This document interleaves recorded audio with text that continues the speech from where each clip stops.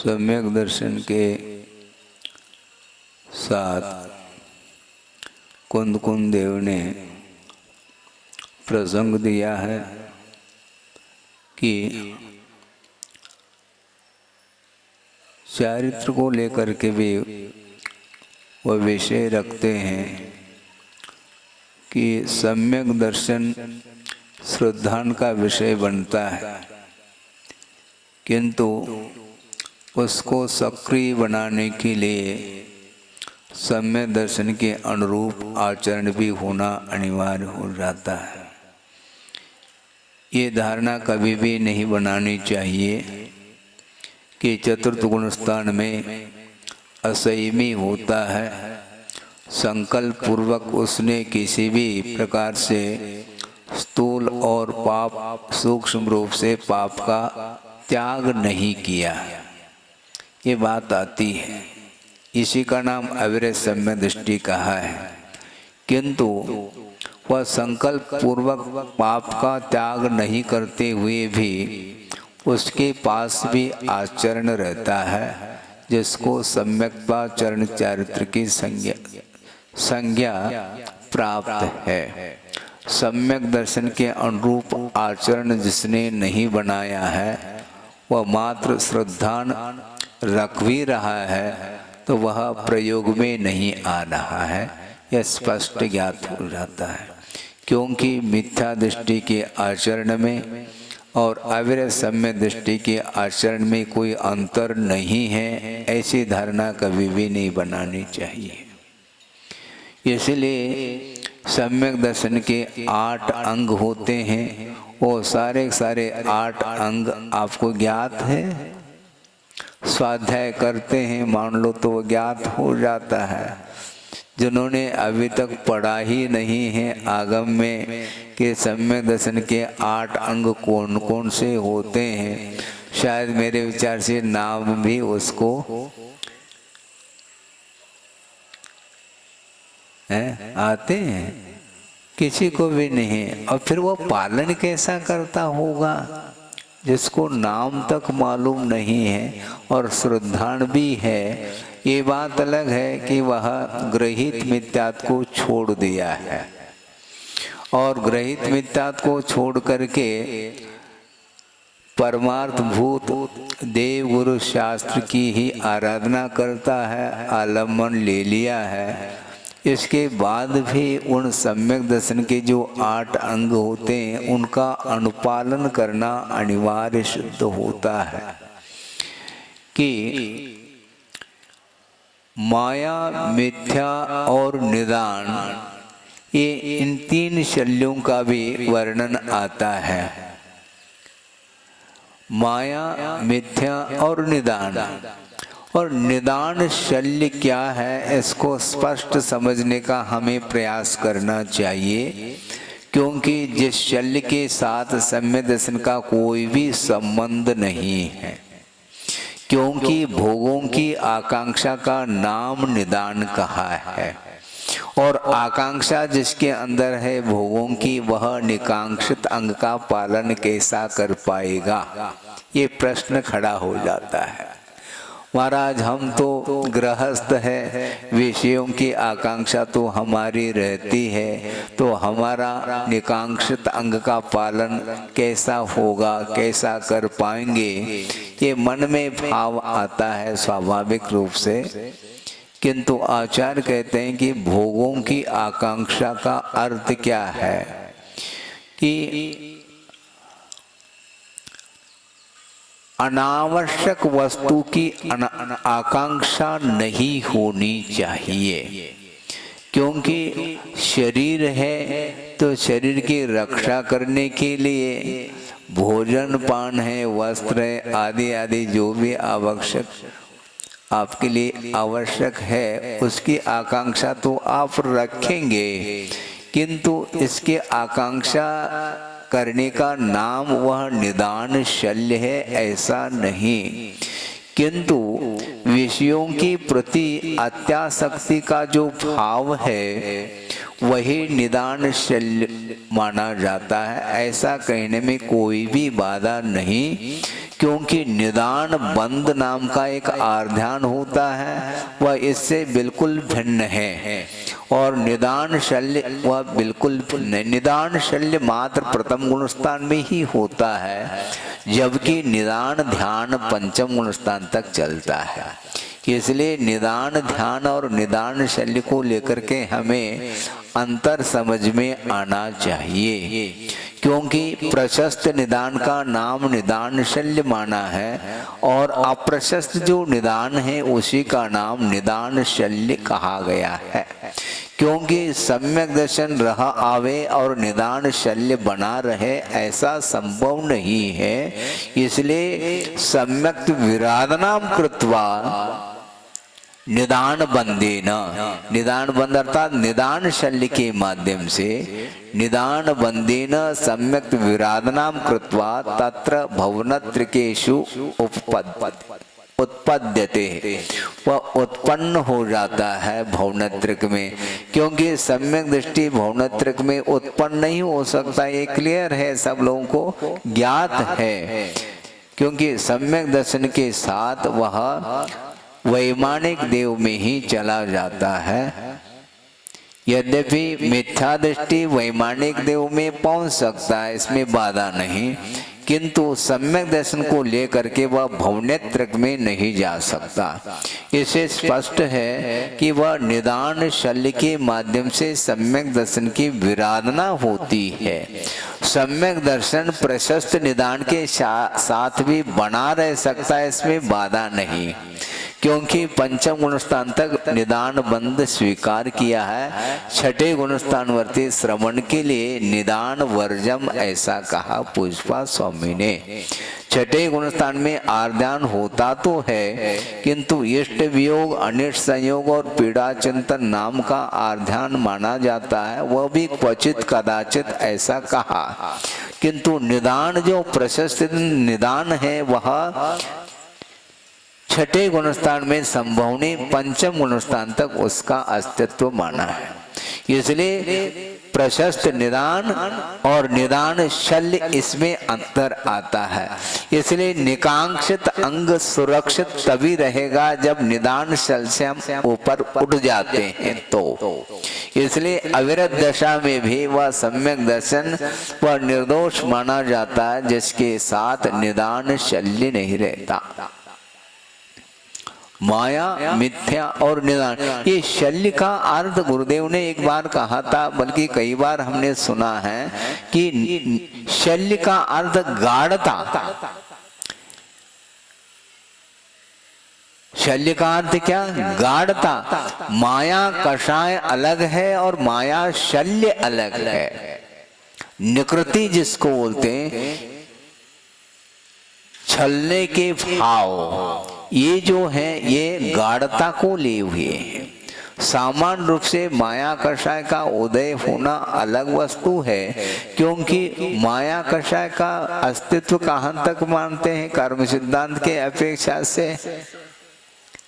9वें गुणस्थान तक। ये ध्यान रखो, 9वें गुणस्थान में माया कषाय का उदय है, इसलिए माया तैरज्ञो न से ऐसा संभव नहीं है, ध्यान रखो। क्योंकि उमा स्वामी महाराज ने कहा है, महाराज मायाचार करने से तिर्यंचायु का बंद होता है, तो माया कषाय का उदय तो वहां तक चल रहा है 90वें गुणस्थान तक। तो 90वें गुणस्थान में शुक्ल ध्यान के साथ क्या तिर्यंचायु का बंद कर सकता है वो साधक? संभव नहीं। इसी से स्पष्ट है कि सामान्य रूप से माया कषाय अलग वस्तु और माया शल्य अलग वस्तु है। इससे और भलीभांति स्पष्ट हो जाता है कि मिथ्यात्व गुणस्थान में भी अनंतानंदी जन्य कषाय का उदय होते हुए भी वहां पर मंद कषाय यदि है तो वह तिर्यंचायु का बंद नहीं कर सकता।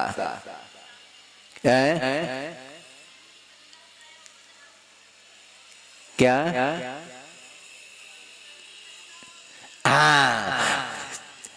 अनंतानंदी कषाय के उदय में और मिथ्यात्व के उदय में वह तिर्यंचाय का बंद कर भी सकता और नहीं भी कर सकता। ये भजनी क्यों? इसलिए है क्योंकि माया कषाय मात्र अलग वस्तु, किंतु माया शल्य जिसको बोलते हैं वह आपके लिए अभिशाप शुद्ध होता है और उसी के साथ वह तिर्यंचायु अथवा नरकायु आदि का बंद करता है। इसलिए कषाय का उदय मात्र होना अलग वस्तु, किंतु कषाय की तीव्रता के साथ यदि आप चलते हैं तो निश्चित रूप से वह सम्यक दर्शन सुरक्षित नहीं रह सकता। सम्यक दर्शन की सुरक्षा के लिए शल्यों से ऊपर उठने की आवश्यकता है। इसलिए निश्चल्यो वृत्ति कहा। हाँ, निश्चल्यो वृत्ति कहा। पंचम गुणस्थान वृत्ति है अथवा कोई महावृत्ति है तो वह शल्य से ऊपर उठा हुआ रहता, उसके बिना उसके पास व्रत नहीं आ सकते।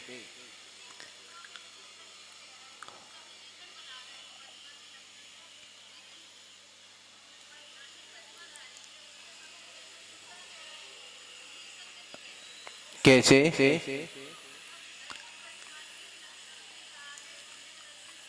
ठीक है, क्योंकि दूसरी प्रतिमा में 12 व्रत आ जाते हैं।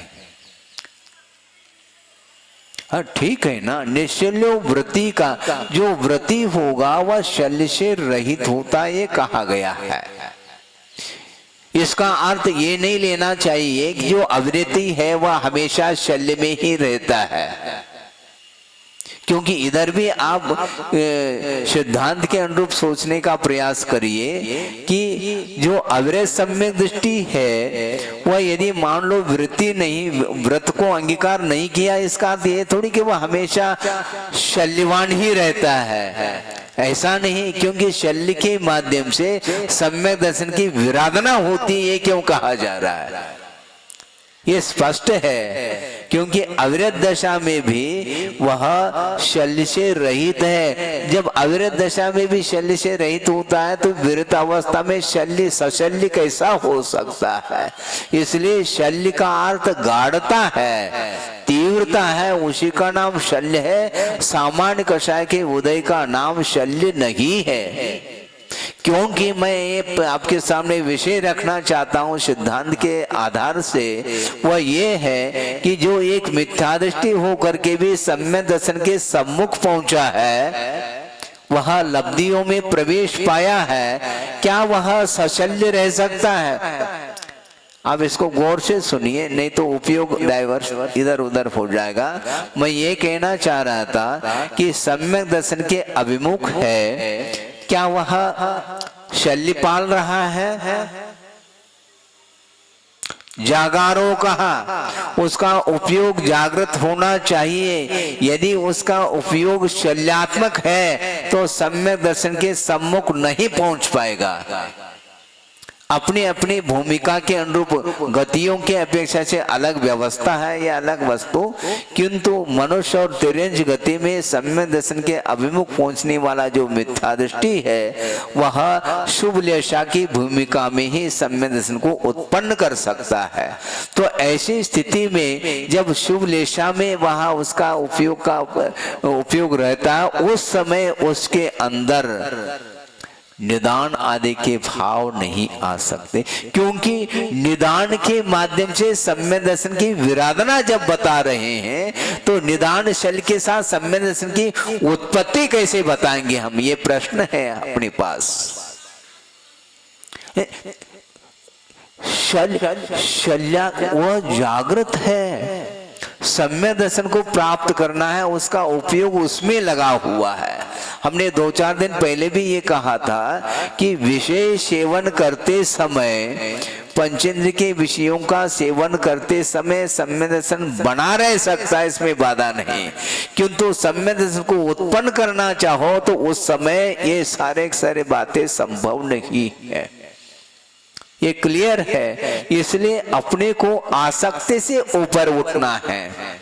जिसके अंदर आसक्ति है, तो मैं ये प्रश्न करना चाहता हूं, क्या उसका निकांक्षित अंग पलेगा क्या? इसका उत्तर कौन देने वाला, हमें बताओ। आसक्ति के साथ सम्यक दर्शन की रक्षा हो सकती है क्या? यदि आसक्ति के साथ सम्यक दर्शन की रक्षा हो सकती है ऐसा मानेंगे, तो सम्यक दृष्टि भी नरकायु का बंद कर देगा, ये ध्यान रखो। हाँ, सम्यक दृष्टि कभी भी नरकाय का बंद नहीं कर सकता, क्योंकि अत्यासक्ति वाला व्यक्ति कभी भी उसके परिणाम शुभ नहीं रह सकते हैं। इसलिए ऐसे सूत्र हैं, उसके ऊपर निरंतर चिंतन करने की आवश्यकता है। हमारा उपयोग उस पर जाता नहीं, इसलिए ऐसा लग रहा है इस प्रकार, क्योंकि अत्यासक्ति के भाव के साथ वह निकांक्षित अंग का पालन कैसा कर सकता है? इसका उत्तर कौन देने वाला? आप प्रश्न तो कर रहे हैं, इस प्रश्न का उत्तर दो, आपको ही देना है। देव कैसे देते हैं? अत्यासक्ति के साथ सम्यक दर्शन का जो निकांक्षित अंग है वह पलेगा क्या? नहीं पल सकता। तो अविरत सम्यक दृष्टि पूर्ण रूप से आकांक्षा से ऊपर उठा है क्या? ऐसा भी नहीं। आकांक्षा उसकी रहेगी विषयों की, किंतु अपने शरीर की सुरक्षा के लिए परिवार आदि के पालन पोषण अपेक्षा से वह वित्त आदि का आलम्बन लेता, उसकी आकांक्षा बनी रहेगी। ये अलग वस्तु। विषयों की आकांक्षा मात्र जो है वह नरकाय का बंध के लिए कारण नहीं, किंतु जो विशेष जो लालसा है वह नरकाय के बंध के लिए कारण कहा है।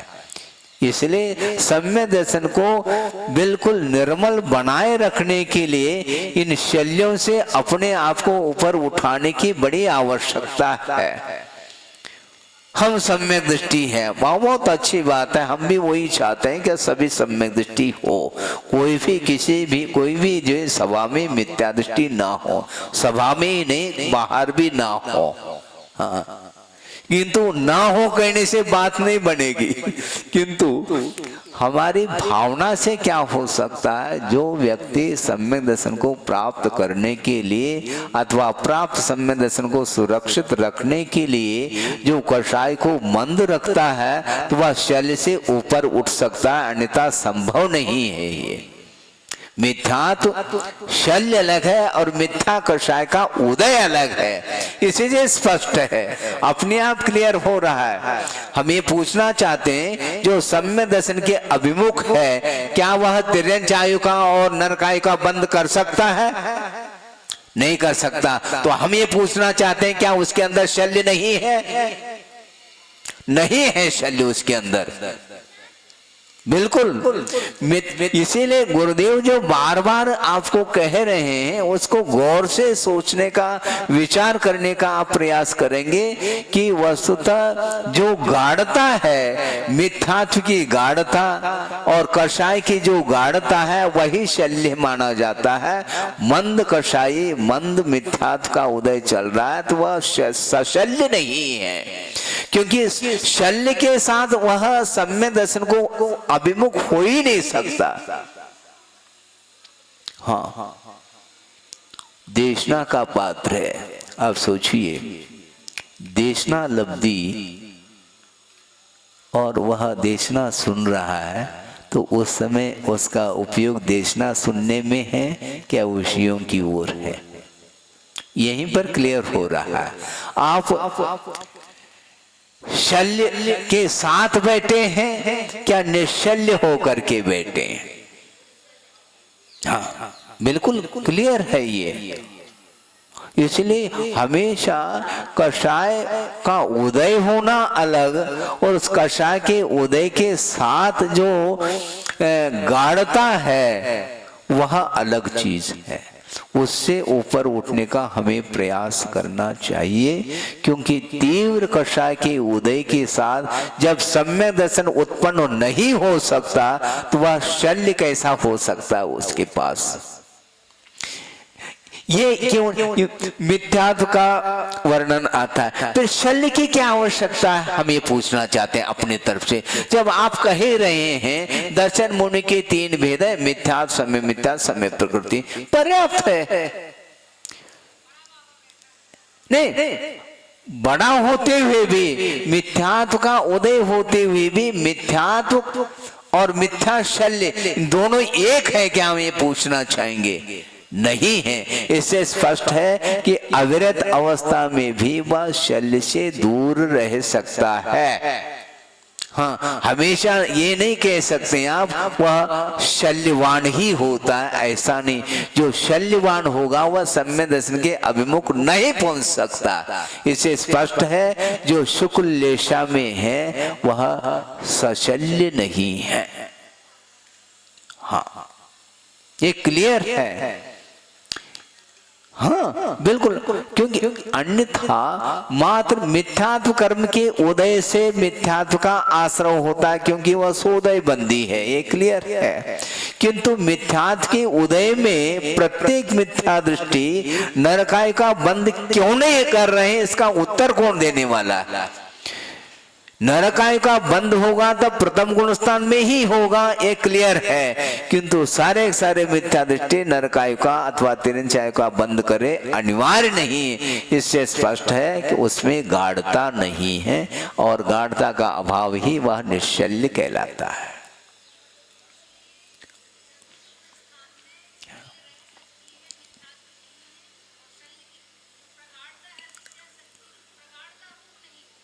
लेकिन प्रगाढ़ता के भी वैरायटी है।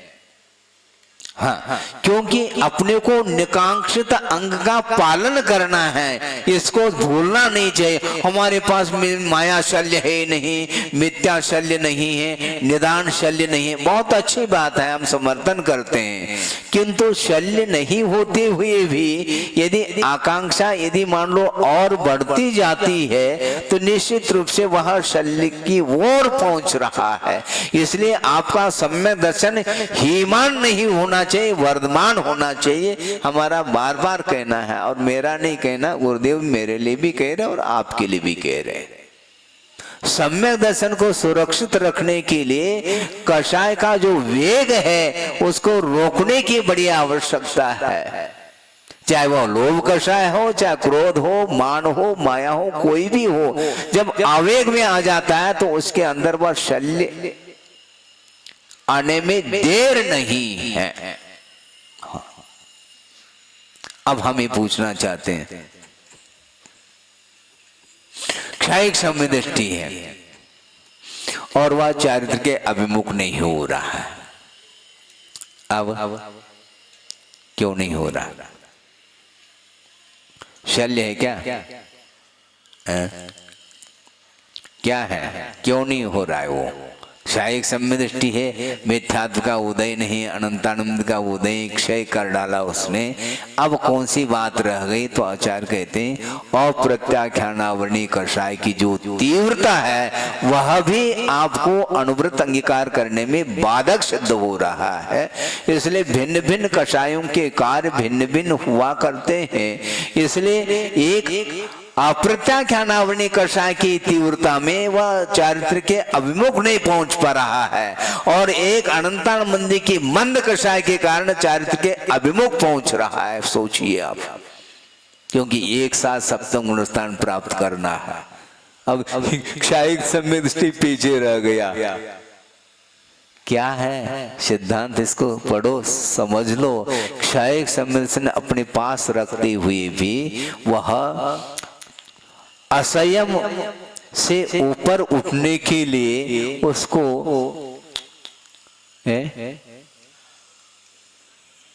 पसीना आ रहा है, और एक मिथ्यात्व का उदय है, अनंतानंद का उदय है, किंतु उसके मंदता के कारण वह चारित्र की भावना जागृत हो रही। इससे स्पष्ट है कि अपने को कषाय को मंद करना बहुत अनिवार्य है, और जितने भी सम्यक दर्शन के अंग हैं उन अंगों का अनुपालन हम मंद कषाय के साथ ही कर सकते हैं। यदि तीव्रता आएगी तो निश्चित रूप से वह अंग क्षतिग्रस्त हो सकता है। सम्यक दर्शन हमारा है महाराज, आपका ही है, लेकिन सुरक्षा भी तो उसकी होनी चाहिए कि नहीं? सुरक्षित रखो उसको। कौन रखेगा?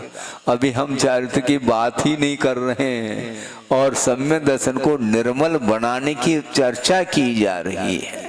इसलिए कुंद देव कहते हैं सम्यक दर्शन का अर्थ मात्र श्रद्धान मात्र का नाम सम्यक दर्शन नहीं, श्रद्धान होते हुए भी यदि उसके साथ सम्यक आचरण चारित्र है तो वह सम्यक दर्शन सक्रिय माना जाता है। और गुरुदेव बार बार सक्रिय सम्यक दर्शन की चर्चा करते हैं। आप सोचो तो, कई बार आपने सुना होगा सक्रिय सम्यक दर्शन, देखिए सक्रिय सम्यक दर्शन के विषय में आपने चिंतन किया है क्या? इस ढंग से करना चाहिए। आकांक्षा, प्रत्येक समय विषयों की आकांक्षा रखने वाला व्यक्ति जो वर्तमान में विषयों की तीव्र आकांक्षा रखता है वह निदान बंध से बच नहीं पाएगा, ये ध्यान रखो आप। क्योंकि भावी आकांक्षा वर्तमान को जो विषयों को लात मार रहा है वह निश्चित रूप से निदान को लात मार रहा है। वो निदान बंद नहीं हो सकता उसके द्वारा। निदान ध्यान अलग वस्तु, निदान ध्यान अलग और निदान शल्य अलग। निदान बंद का अर्थ वहां पर निदान ध्यान लिया है, कहां? पंचम गुणस्थान तक चला जाता है। किंतु वही निदान ध्यान अप्रशस्त निदान माना जाता है जिसको शल्य की संज्ञा दी गई है। इसलिए अप्रशस्त निदान शल्य का प्रतीक है अथवा शल्य है, और प्रशस्त निदान जो है शल्य के अभाव में भी रह सकता है अपनी भूमिका के अनुरूप। इस प्रकार वह निदान शल्य, हमें निदान शल्य से बचना चाहिए। यदि आप निकांक्षित अंग को बिल्कुल सुरक्षित रखना चाहते हैं तो शल्य का अभाव आपको करना है, और शल्य के अभाव में भी विषयों की आकांक्षा भूमिका के अनुरूप बनी रह सकते हैं, इसमें बाधा नहीं है। हाँ, बिल्कुल इसमें आप प्रश्न कर सकते हैं, जिज्ञासा रख सकते हैं, आप बिल्कुल निसंकोच होकर के रखिए ताकि हम भी कम से कम वहां तक पहुंच जाएं कि ऐसी कौन सी स्थिति आ गई जो जिज्ञासा उत्पन्न हो रही है। आगम के आधार से ही वस्तु तत्व का निर्णय हम कर सकते हैं, वहां तक हम पहुंच सकते हैं। इसलिए निकांक्षित अंग है, निशंकित अंग। कदम कदम पर यदि शंका कर रहा है तो वो क्या है? निशंक है क्या वो?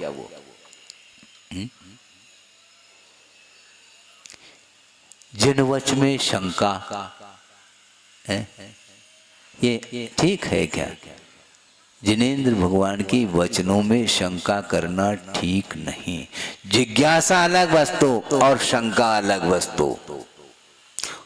व्यावहारिक भाषा में कभी कभी शंका शब्द का भी प्रयोग करते हैं, शंका समाधान हो रहा है, ठीक है, कोई बाधा नहीं। किंतु वह जिज्ञासा आगम के अनुरूप होनी चाहिए।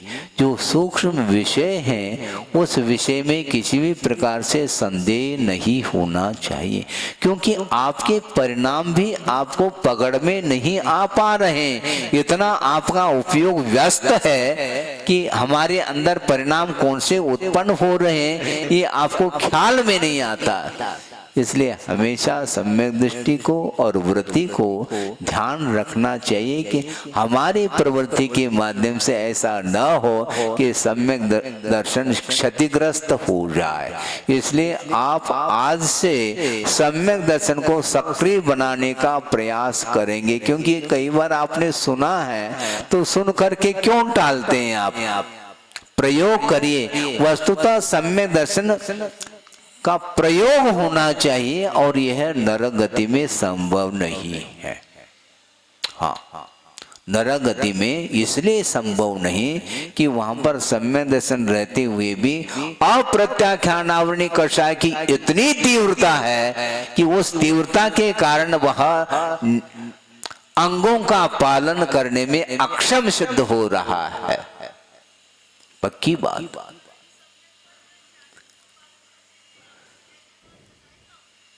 अप्रत्याख्यानावरणी कषाय का भी मंद उदय होना चाहिए, क्योंकि अप्रत्याख्यानावरणी की तीव्रता के साथ भी वह सम्यक दर्शन क्षतिग्रस्त होगा तो निश्चित रूप से शल्य में आ जाएगा।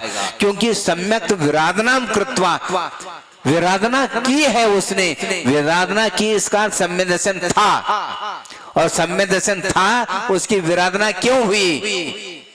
विषयों की आकांक्षा के कारण हुई है। इसलिए विषयों की आकांक्षा उतनी ही होनी चाहिए जिसके माध्यम से सम्यक दर्शन रूपी दीपक बुझ न जाए।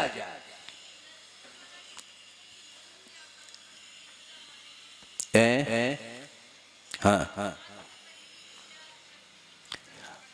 बहुत अच्छी बात है। ये विषयों की प्रगाढ़ता मात्र अनंतानंदी कषाय के साथ ही होती है ऐसे आपकी धारणा हो सकती है, जबकि अप्रत्याख्यानावरणी कषाय के साथ भी तीव्रता आती है। प्रत्याख्यानावरणी की भी तीव्रता